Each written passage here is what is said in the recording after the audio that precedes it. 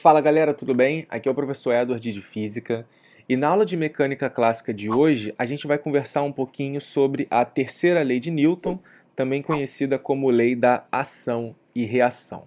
E antes da gente propor esse nome da terceira lei, vamos tentar entender como é que o Newton chegou a essa conclusão. Nós já vimos nas últimas aulas que uma outra forma de escrever a segunda lei de Newton, que era o F igual a ma, era escrever que isso era a variação da quantidade de movimento no tempo. Vou botar aqui a notação vetorial para ficar bonitinho.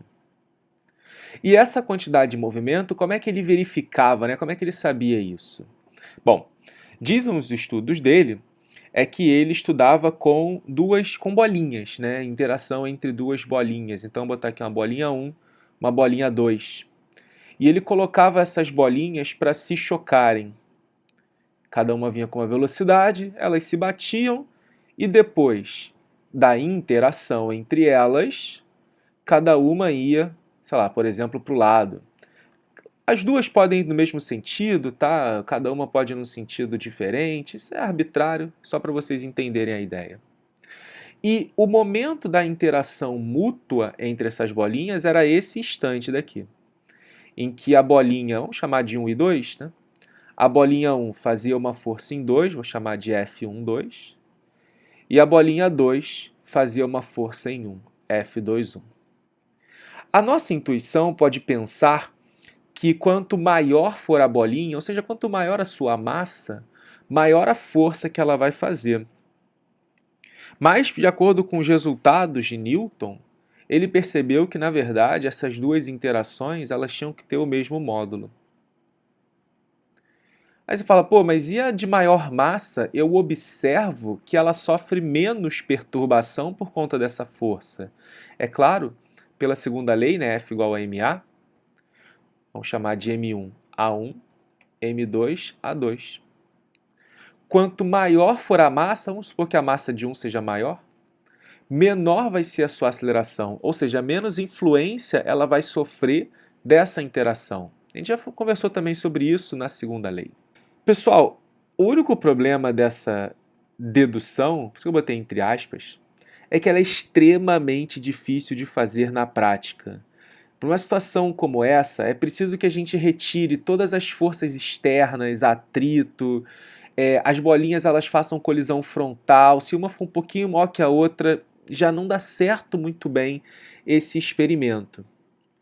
Então, essa dedução está entre aspas, porque, na verdade, ele deve ter feito percepções através dessa colisão entre bolinhas e depois deve ter entrado a intuição newtoniana para chegar a esse resultado. E, é claro, não adianta a intuição. Ele percebeu que esse resultado estava correto, que ele levou a conclusões que se mostravam corretas de acordo com outros experimentos que ele realizou na época. Então, agora sim, a gente pode falar de fato o que é essa terceira lei. Para toda ação, existe uma reação. E essa reação possui as seguintes características. Ela tem mesma intensidade, mesma direção, sentidos opostos em relação à ação e atuam em corpos diferentes. Então, vamos representar isso graficamente. Se eu tenho aqui o corpo A, o corpo B, e o A bate no B, por exemplo, faz uma força nele para cá. A reação é o B fazer uma força nele para cá. Professor, por que eu chamei esse de ação e o outro de reação? Tanto faz, tá? Se você chamar a força do A de ação, a força do B vai ser a reação e vice-versa, não faz a menor diferença. Esses pares de forças é que possuem mesma intensidade. Como eles possuem mesma direção em sentidos opostos, do ponto de vista vetorial, a gente poderia indicá-los assim, FA igual a menos FB, ou FB igual a menos FA, tanto faz. Do ponto de vista apenas da interação, do valor da força, os módulos eles são iguais, você pode só tirar a setinha. E a última observação ela vai se mostrar importante já já. Elas atuam em corpos diferentes, ou seja, esse FB aqui que eu marquei é a força que B faz em A. Esse FA é a força que A faz em B. E essa ação e reação, ela vale em qualquer situação de qualquer interação entre os corpos. Não importa se é uma interação elétrica, magnética, gravitacional, força de contato, tração, todas essas forças vão sempre possuir um par de ação e reação que atuam em corpos diferentes. Como é que você pode ter a percepção dessas duas forças? Vou dar alguns exemplos aqui. Quando você anda, o que seus pés fazem? Empurram o chão para trás. Vou chamar isso aqui de ação. Qual é a reação?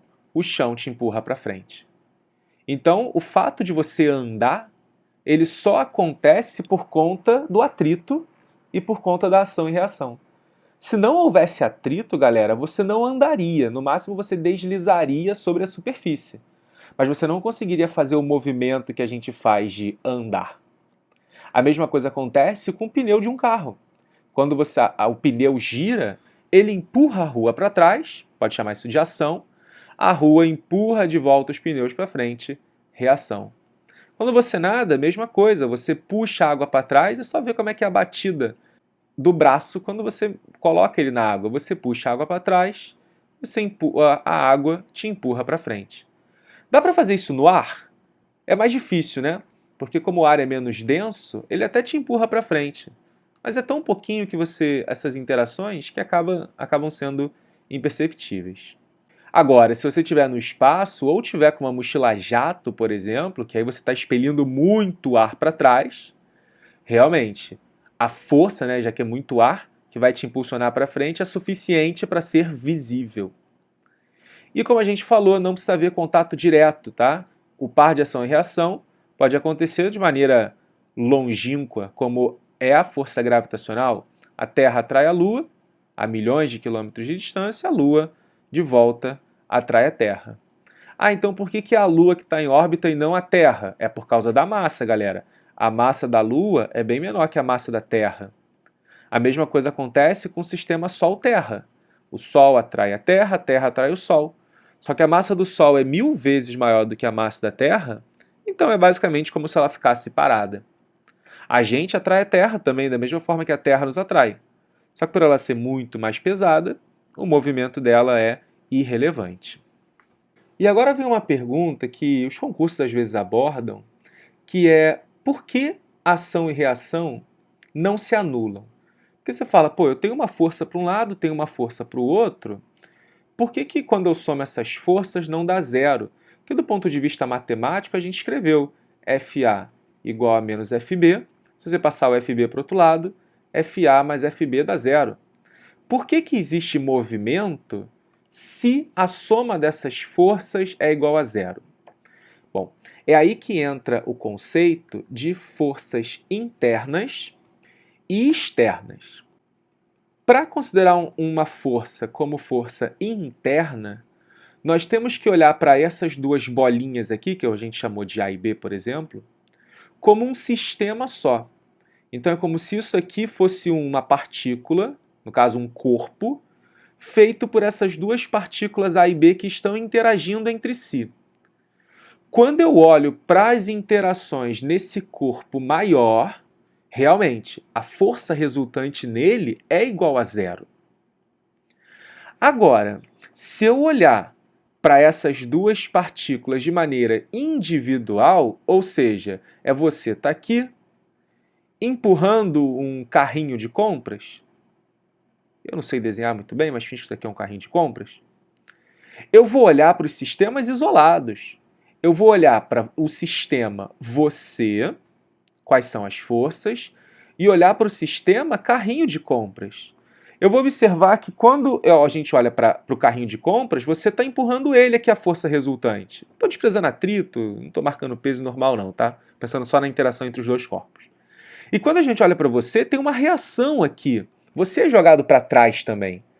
Por que você não cai? Ah, porque você está apoiado aqui pelo atrito, ele te segura. Mas se você estivesse numa região tipo gelo, né, sem atrito, você ia começar a deslizar para trás, porque esse cara está te empurrando. Então, ação e reação não se anulam porque a gente vai definir o que é o nosso sistema. Se o A e o B, nesse exemplo aqui, forem o nosso sistema, o FA e o FB são forças internas, porque são internas ao sistema. E as forças internas sempre possuem um par de ação e reação. E se elas possuem esse par, elas se anulam. Agora, se for força externa, nós vamos ter dois corpos, pelo menos, o corpo A e o corpo B, de maneira isolada. Aí você não vai olhar para o FA e o FB atuando no mesmo sistema. O FA vai estar atuando em um, o FB vai estar atuando em outro. Por isso que esses pares não se anulam quando a gente olha para o sistema isolado. Quer ver um exemplo legal disso? Imagina que um carrinho sendo puxado por um ímã dessa forma. A pergunta é, esse carrinho vai andar? Vai pensar assim, bom, o ferro está sendo atraído aqui, né, pelo ímã. Só qual é a reação? O ímã também está sendo atraído pelo ferro. Isso significa que essas duas forças formam um par de forças internas para esse carrinho, já que eles estão conectados aqui, né, por essa parte. Se não tivessem, se estivessem soltos, seriam dois sistemas isolados.